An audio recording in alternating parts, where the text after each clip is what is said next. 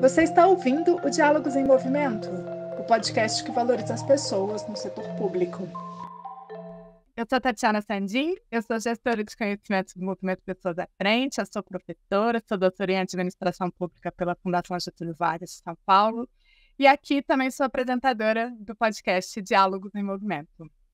Sejam bem-vindas ao Diálogos em Movimento, podcast que debate lideranças e gestão de pessoas no serviço público. No episódio de hoje, a gente traz uma reflexão super importante para que a gente possa aperfeiçoar a gestão de pessoas no serviço público, as ações afirmativas que são praticadas nesse espaço e a lei de cotas na gestão pública, que é uma das ações afirmativas importantes que temos em funcionamento. Para falar desse tema, eu tenho dois convidados super especiais. Tenho a Carol Canegal, coordenadora de pesquisa do Observatório da Branquitude. Ela é graduada em Comunicação Social pela PUC-Rio, mestre e doutora em Ciências Sociais também pela PUC-Rio. E temos o Luiz Augusto Campos. Ele é professor de Sociologia e Ciência Política no Instituto de Estudos Sociais e Políticos da Universidade do Estado do Rio de Janeiro e é também coordenador do Grupo de Estudos Multidisciplinares de Ação Afirmativa, o GEMA. Eu vou trazer algumas informações sobre o contexto e aí depois eu tenho aqui algumas perguntas para que a gente possa conversar sobre esse tema. A lei de cotas no serviço público é possivelmente uma lei menos conhecida do que a lei de cotas para as universidades públicas. Mas ela foi criada em 2014, estamos aí no 10º ano de sua implementação. É a Lei 12.990 que reserva para a população negra pelo menos 20% das vagas que são oferecidas em concursos públicos para cargos efetivos, para empregos públicos na administração pública federal, e os estados fizeram alguns desdobramentos com legislações próprias nesse sentido. Estudos mostram que essa norma, todavia, ela teve um avanço tímido. A gente fez uma pesquisa, o Instituto República fez uma pesquisa, foi publicada em 2020, chamada Onde estão os negros no serviço público? E nessa pesquisa a gente percebe que antes da lei, em 2014, o percentual de pessoas negras no serviço público federal era de 42%. 6 anos depois, esse percentual tinha crescido para 43% apenas. Mesmo que a população negra brasileira seja a maioria, cerca de 56% da população, essas pessoas representam menos de 15% dos cargos que têm poder, capacidade de tomada de decisão, e ocupam espaços de liderança. Enquanto os homens brancos, eles são cerca de 20% da população, eles ocupam mais ou menos 75% dos cargos de liderança. Se a gente focalizar especificamente as mulheres negras, elas são quase 30% da população e elas ocupam menos de 2% dos cargos de liderança. E esses dados persistem até hoje. Outro fato que a gente pode analisar para a gente perceber esse abismo entre as pessoas brancas e as pessoas negras é o salário. Enquanto 60% das pessoas brancas ganham acima de R$12 mil, 77% dos servidores públicos federais e das servidoras, elas ganham menos de R$12 mil. Considerando esses dados, a persistência histórica desses dados e a necessidade urgente da gente atuar nesse contexto, eu queria começar com uma pergunta para a Carol. Carol, conta um pouco para os nossos ouvintes sobre o Observatório da Branquitude. A gente queria também saber um pouco quais são os eixos de atuação que você tem, e a gente viu que vocês lançaram recentemente um estudo sobre as pessoas que defendem, sobre as pessoas que são contra as cotas, o chamado anticotas. Queria que você contasse para a gente um pouco o que vocês descobriram nesse estudo, quais são os argumentos, as motivações dessas pessoas, e como é que essas resistências podem alterar, podem impedir, podem comprometer o progresso das políticas de igualdade racial nesse país. Seja muito bem-vinda. Obrigada, Tatiana. Em primeiro lugar, é um prazer estar aqui com vocês hoje, estar também com o Luiz. O Observatório da Branquitude, ele surge publicamente em maio de 2022, como a primeira organização da sociedade civil brasileira que tem como tema principal a análise da identidade racial branca e suas estruturas de poder. E a ideia dessa iniciativa, ela nasce justamente do diagnóstico de que, embora haja um conjunto de organizações negras pulsantes, atuantes, fundamentais para a consolidação da democracia brasileira, enfim, sem as quais muitos e muitas de nós não estaríamos aqui, né? Não havia ainda uma instituição que pudesse centralizar, que pudesse catalisar a branquitude como motor das desigualdades raciais. Portanto, o observatório ele emerge justamente da necessidade identificada por nós de retirar o hiperfoco das relações raciais sobre as populações negras, um traço, inclusive, que marca profundamente, né, a história do pensamento social brasileiro, a tradição das ciências sociais entre nós, e debater a responsabilidade dos brancos.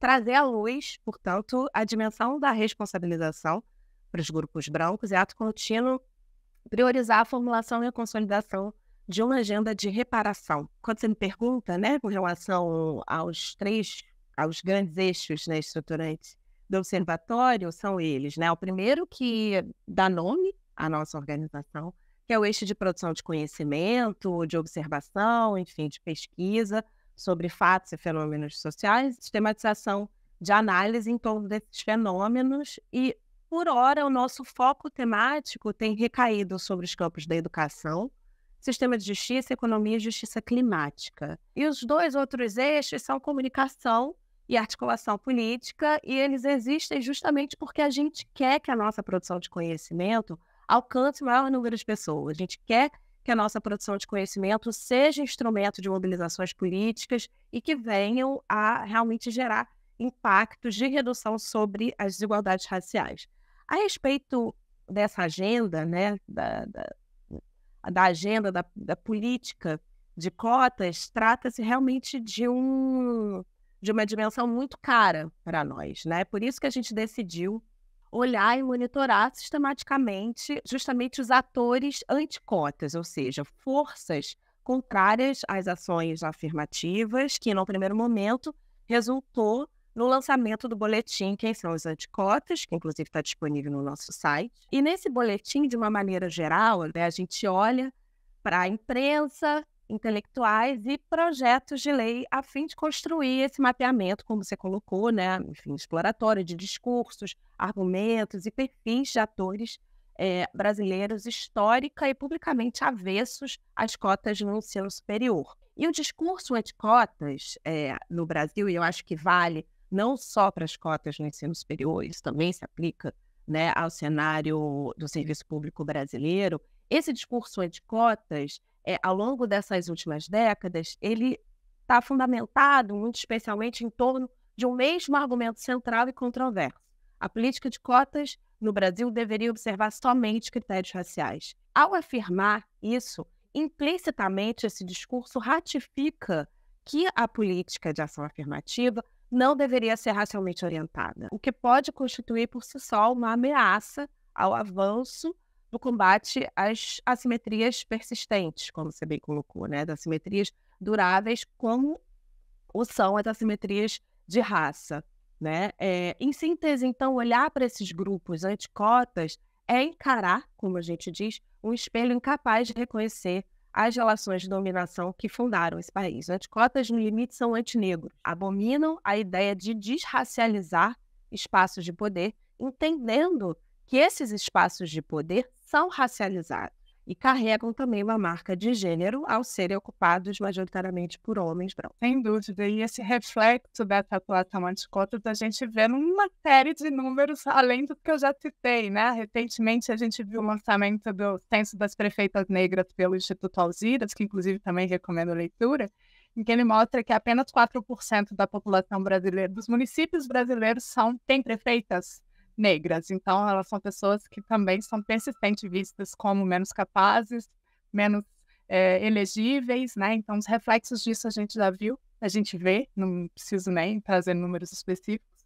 E é interessante a gente mapear os perfis anticotas até para a gente poder ampliar o debate com essas pessoas, né? Porque ainda que a gente saiba que é algo detestável, é preciso debater. Complexo o debate, mas é importante. Com esses grupos anticotas, sobretudo.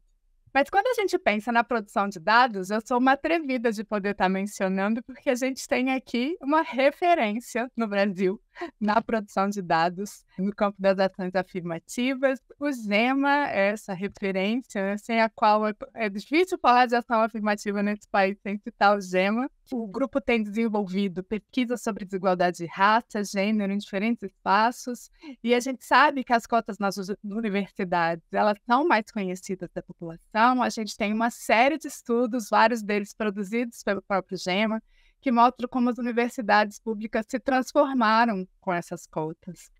E também como essas cotas são eficazes, né, na mudança da configuração não só das universidades, mas dessas pessoas e da sociedade, na vida dessas pessoas e na sociedade como um todo. Eu queria então, Luiz, conversar um pouco com você sobre o papel das cotas na gestão pública. O que essas pesquisas que já foram feitas, que dados, que evidências a gente tem sobre os impactos das cotas raciais no serviço público, como é que essa regra pode ser aprimorada para que a gente promova melhorias?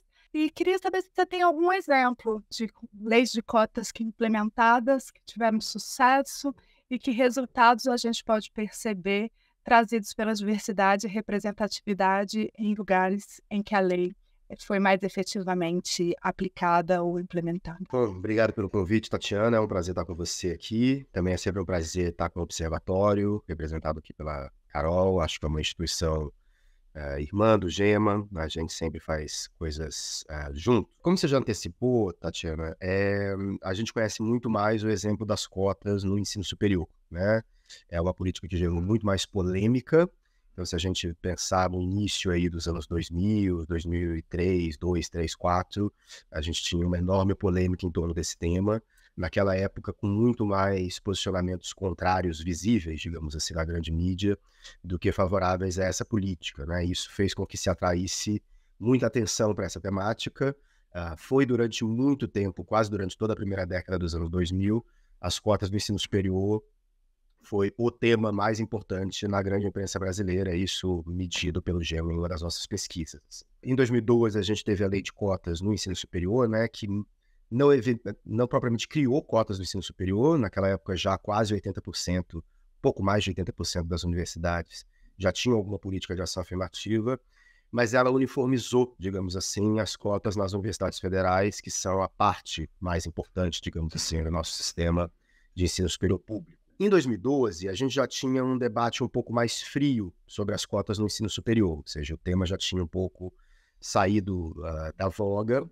E em 2014, quando a lei de cotas no serviço público foi aprovada, esse debate estava ainda mais frio, né? Ou seja, isso não atraiu tanta atenção. Isso tem uma vantagem clara, né? Que é o fato de que os ataques a essas medidas se tornaram um pouco mais raros em comparação com esse primeiro período, ainda que, como o Observatório tem mostrado, não tenham desaparecido. Hoje a gente ainda tem muitas articulações contrárias às políticas de ação afirmativa, mas um dos efeitos disso é que essa lei passou um pouco batido pelo olhar da sociedade de modo geral. Então, em comparação com as cotas no ensino superior, as cotas no serviço público tiveram impactos infinitamente menores, né, e menos visíveis, tanto em termos de números e de pesquisas, como a pesquisa que você citou, como também de matéria de jornal, ou até de número de pesquisas mesmo, né, de a gente olhar a produção sobre cotas no ensino superior. A gente tem aí quase 1 milhar de textos. Fez um levantamento nesse sentido, e quando a gente vai ver cotas no serviço público, a gente tem bem menos textos, não chega a 1 centena sobre isso. O que essas pesquisas indicam para a gente é que, além de ter menos visibilidade, as cotas no serviço público tiveram menos efetividade. A lei é, de certo modo, muito genérica, e ela permite abrir muitas brechas para não ser obedecida. Um exemplo banal, mas que cria muitos problemas: as cotas nos concursos públicos se aplicam aos concursos públicos, mas o que define a unidade do concurso público? A lei, por exemplo, por razões óbvias, diz que ela só pode ser aplicada a concursos com 3 vagas ou mais, né? Não tem como você aplicar uma cota a um concurso com 1 vaga ou com 2 vagas, mas fato é que muitas instituições federais, inclusive de maior prestígio, muitas vezes abrem concursos para 1 ou 2 vagas. Esse é o caso, por exemplo, das universidades federais, onde os concursos para docente tem 1, 2 vagas, hoje em dia até menos do que isso, né? Eu acho. Se, por exemplo, uma universidade abre 100 concursos ao mesmo tempo, a gente está falando de um concurso com 100 vagas, ou a gente está falando de 100 concursos diferentes, cada uma vaga. Um outro exemplo disso, que talvez seja o exemplo oposto, sejam os mega concursos que o Estado brasileiro faz. Concursos para essas grandes autarquias, concursos para o IBGE, concursos para as agências do Estado e por aí vai. Esses concursos têm muitas vagas e, portanto, eles podem aplicar essas cotas. Mas, normalmente, são concursos muito complexos, com várias fases, concursos que criam um cadastro de reserva que pode durar anos, que as pessoas não são chamadas imediatamente. E aí isso cria algumas complexidades sobre onde a gente aplica as cotas. Essas cotas têm que ser aplicadas em todas as fases, ou essas cotas têm que ser aplicadas só na fase final. Se for aplicada só na fase final, talvez você já não tenha mais candidatos que sobreviveram, digamos assim, às fases anteriores. Então a gente aplica as primeiras fases, mas a gente pode aplicar as primeiras fases e aqueles candidatos não necessariamente terem o desempenho necessário para passarem nas últimas fases. E uma terceira fonte de problemas tem a ver com a complexidade das comissões de heteroclassificação racial. Então, a gente sabe que nessas políticas de ação afirmativa, o momento de validação da autoclassificação racial é um momento considerado importante por muitas instituições. Só que muitas vezes essas comissões, elas próprias tentando fazer com que a lei seja mais efetiva, elas acabam criando entraves. Então, muitas vezes você faz um concurso inteiro, aplica a cota em várias fases e vai aplicar a comissão na fase final. E a comissão chega à conclusão de que muitas daquelas candidaturas não são consideradas negras para ocupar aquelas vagas.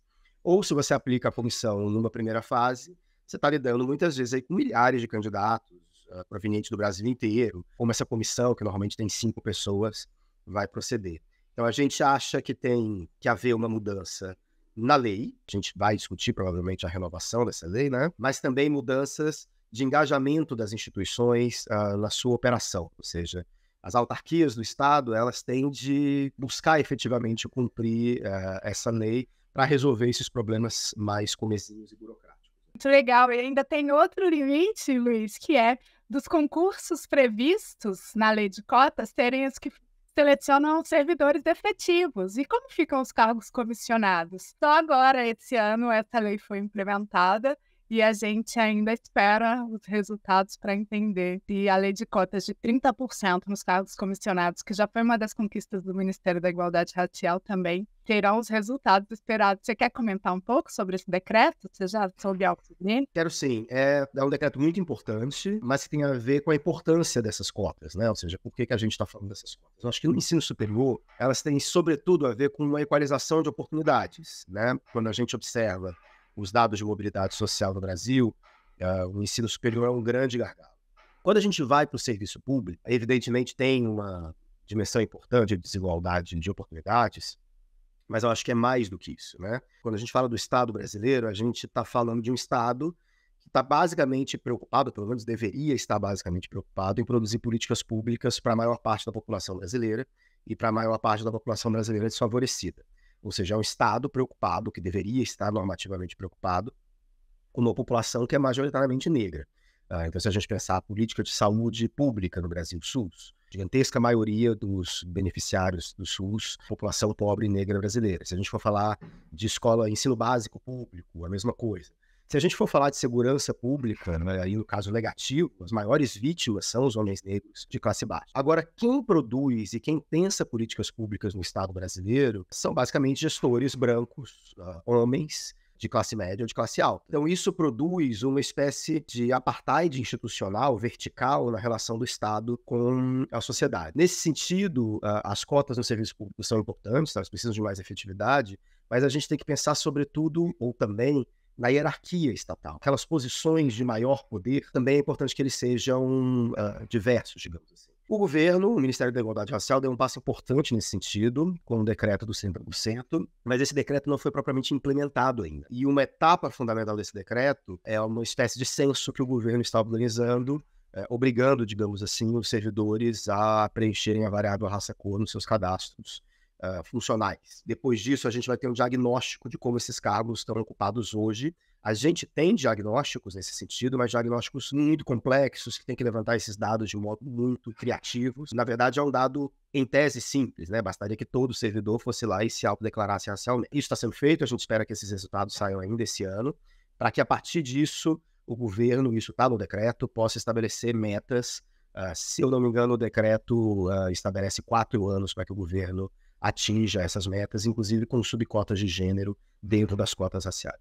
Carol, o Observatório da Branquitude, ele ainda é recente, né? Você disse que ele foi lançado no ano passado, já mostrou muito a que veio, é super importante. Gostaria que você contasse um pouco pra gente como é que surgiu essa ideia, como é que vocês acreditam que ampliar essas abordagens é importante para o debate das questões raciais no país, como é que a gente pode, a partir de diferentes perspectivas, acelerar esse combate das desigualdades. Se você vê nesse contexto dessas diferentes abordagens, algum lugar, né? Assim, que papel que a lei de cotas na gestão pública teria esse debate, considerando esse cenário diverso? Acho importante dizer, com relação ao observatório, que a gente acredita que a idealização e o desenho, né, da organização, eles precisam ser interpretados, assim, inseridos como realmente o resultado de um acúmulo de reflexão teórica, da atuação das organizações sociais negras, pelo avanço, né, desse debate,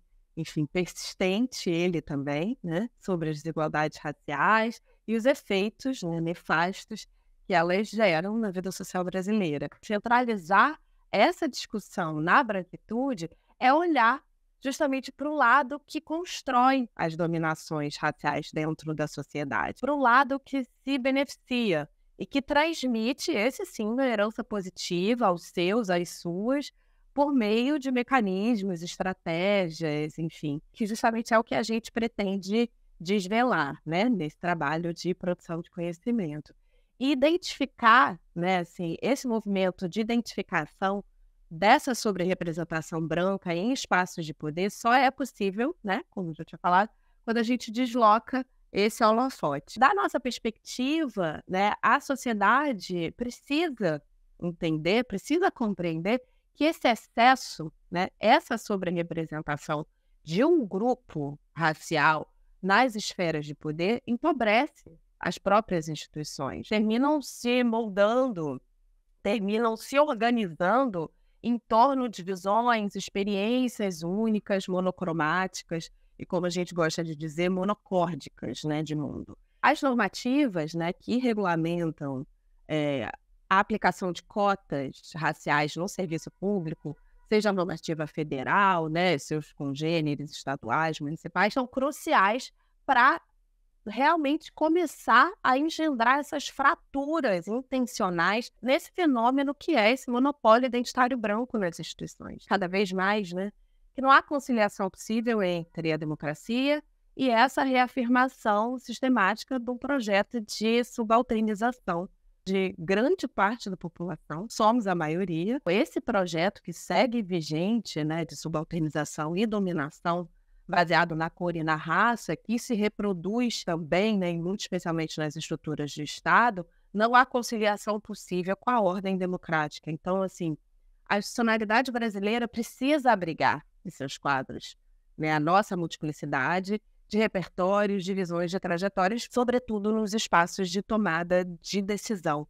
E precisa porque a herança colonial materializada nesses privilégios, nessas benesses raciais, né, materiais e simbólicas, produzidas e reproduzidas pelos grupos brancos, nos atrofia todos, né? Nos rouba, nos expolia em chances de fazer nutrir, de fazer vingar a sociedade que a gente acordou lá em 88, né? Sob pressupostos igualitários e também sob pressupostos realmente de uma distribuição equitativa de oportunidades. A gente tem esse quadro tão complexo no governo federal que ainda está fazendo um censo, uma coleta obrigatória na atualização do cadastro. Se a gente avança para olhar estados e municípios, a situação fica ainda mais complexa.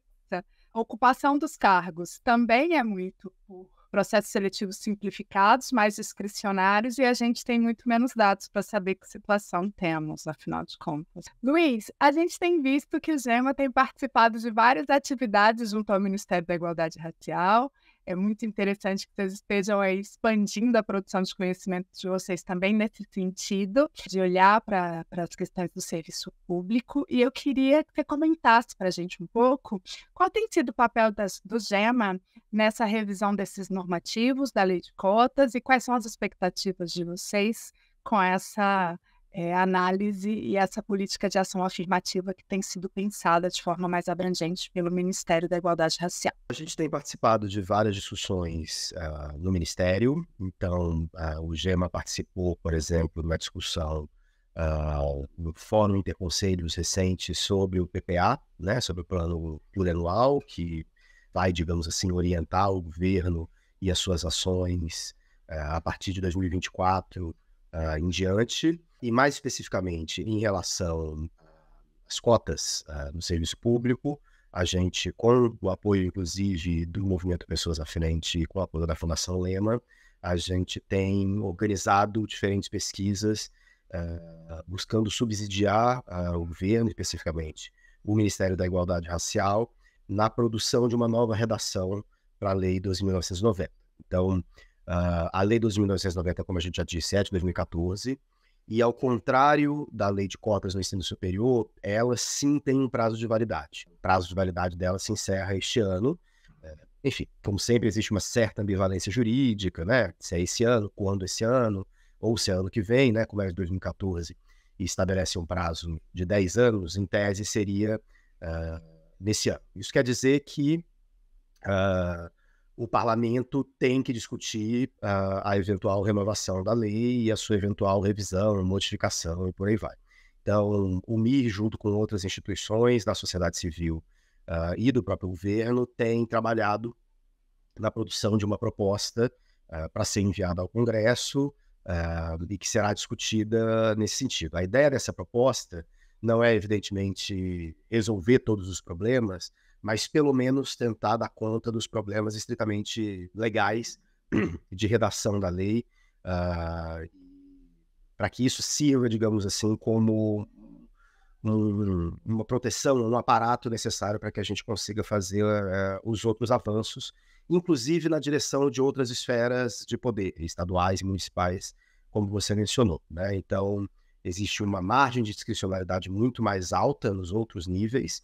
Não existem propriamente leis uniformizantes, mas a gente entende que o compromisso com ações afirmativas desse tipo, e sobretudo o compromisso com o levantamento de dados desse tipo, ele é um compromisso já contido no arcabouço legal brasileiro, especificamente no Estatuto da Igualdade Racial, que praticamente obriga o levantamento e a produção de dados racializados no Brasil.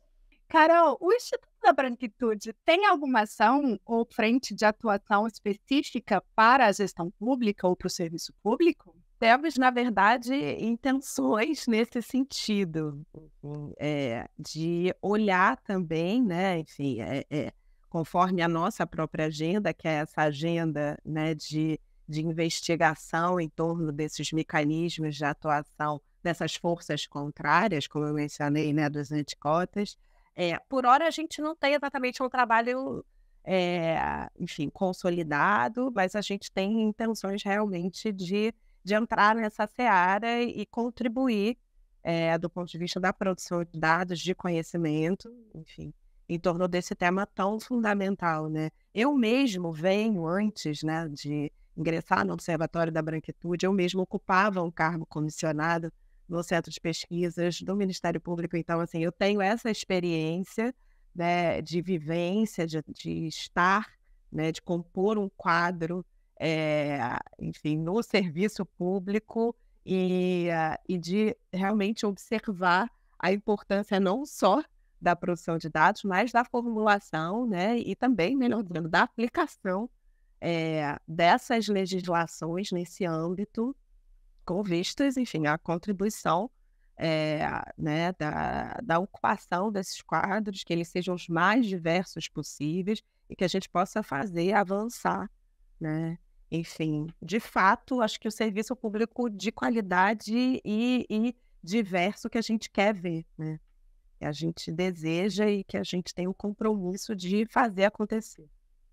Sem dúvida. Que legal saber dessa sua trajetória aí também no Ministério.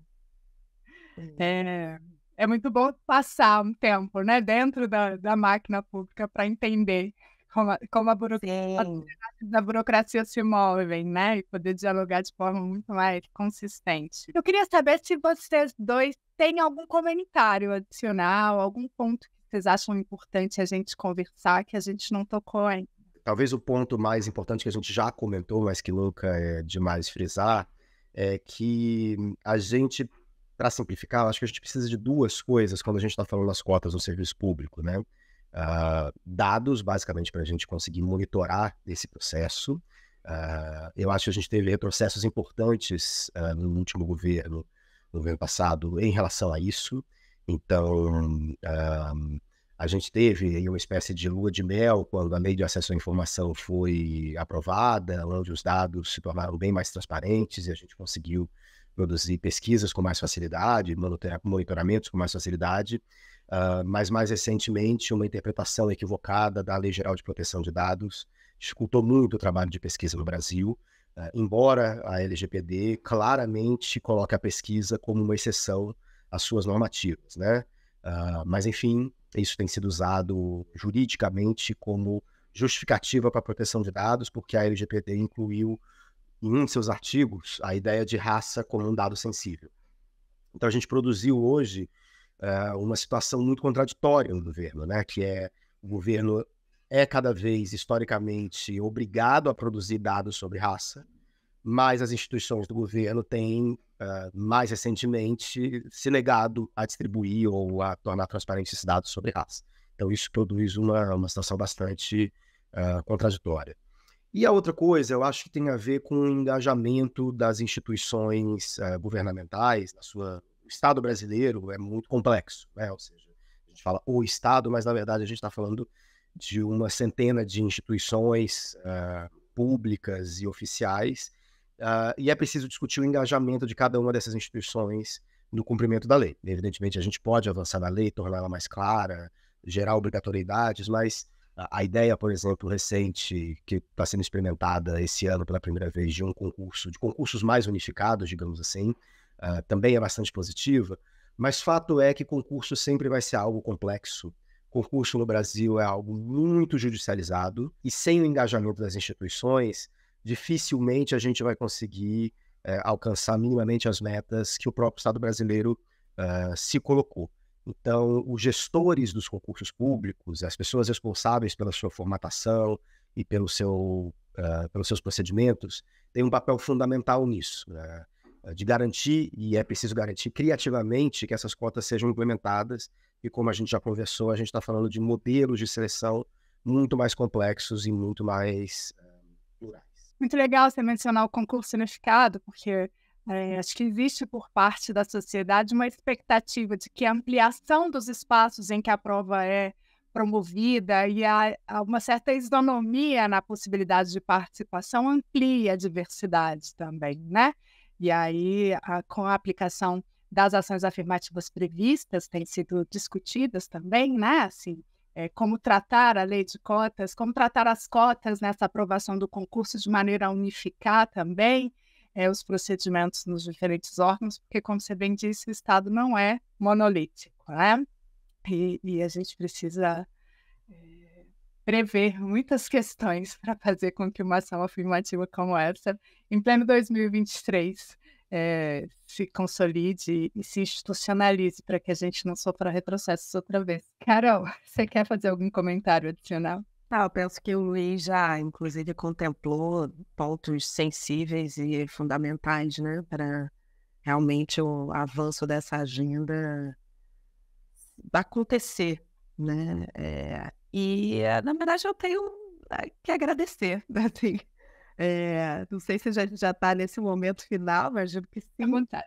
Então, queria já dar início aqui aos agradecimentos a você, na sua pessoa, Tatiana, por essa oportunidade de conversar com vocês no Diálogos em Movimento. Agradecer também ao Luiz também pela conversa sempre muito qualificada, e deixar o Observatório da Branquitude à disposição também. Enfim, estamos nas redes sociais, temos um site, e convido a todos os ouvintes, né, a nos acompanhar também, acompanhar nosso trabalho. Obrigada. Eu que quero agradecer a participação de vocês dois. Acho que foi um debate bastante interessante, que precisa seguir, né, em muitos espaços, para que cada vez mais as pessoas entendam seus papéis e suas responsabilidades nessa transformação que a gente precisa desse país. A gente deseja vida longa ao Observatório, que a gente tenha outros diálogos em outras oportunidades. Sigamos conversando. Luiz, obrigada também por ter vindo participar aqui com a gente dessa conversa, e também espero que a gente siga conversando com o Gema e com você em outras oportunidades. Aqui no Movimento Pessoas à Frente, a gente tem tratado a diversidade de um jeito muito caro, né? Muito importante para a gente. Recentemente, a gente publicou um documento com recomendações para a ampliação da equidade étnico-racial no serviço público, e que a gente tem muito orgulho, muita alegria de perceber que existem gestões, principalmente subnacionais, que já estão se valendo desse conhecimento para poder alterar seus procedimentos, suas propostas de ação, e eu convido a quem não conhece ainda esse documento a conhecê-lo. Quero também agradecer a quem nos acompanhou até aqui. Muito obrigada. O Diálogos em Movimento é uma iniciativa do Movimento Pessoas à Frente. A gente se dedica ao debate, à construção da melhoria do Estado a partir da gestão de pessoas. A gente entende que o público, o serviço público é de todos e de todas. Continuem acompanhando a gente, nos sigam nas nossas redes, @Movimento Pessoas à Frente, e até a próxima.